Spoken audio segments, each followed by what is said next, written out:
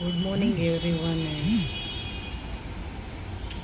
I feel very sad because I can't digest this process, and I really want to share this to those women and girls કે એ સ્ત્રી તું છે ને હિંમત રાખજે અને તું પોતાના ઉપર વિશ્વાસ રાખજે, કેમ કે તારી આજુબાજુ જે ફરે છે ને એ બધા રાક્ષસ અને દરિંદા છે, અને આપણો સમાજ જે છે ને એ એટલો દોગલો છે ને, તો એ તારી ઉપર જ આંખો નાખશે અને પછી એ લોકો ખરાબ કરી અને પછી તોય તને દોષી ઠેરાવશે.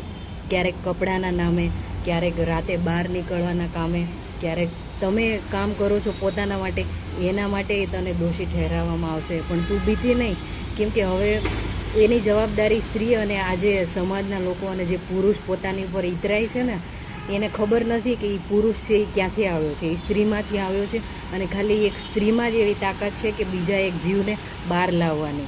પણ એ બધા જે સમાજના મહાન અને જે મૂર્ખાઓ છે ને એને બધું ભૂલાઈ ગયું છે.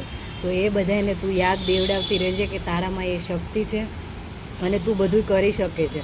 તો આજુબાજુ તારી જેટલા ફરે છે એ બધાય દરિંદા છે અને એને કોઈ કાંઈ નહીં કહેશે એટલે તારે તારી ખુદની રક્ષા તારે કરવાની છે. આ બધાય કોઈ કાંઈ નહીં કરે. એટલે સ્ટે સ્ટ્રોંગ.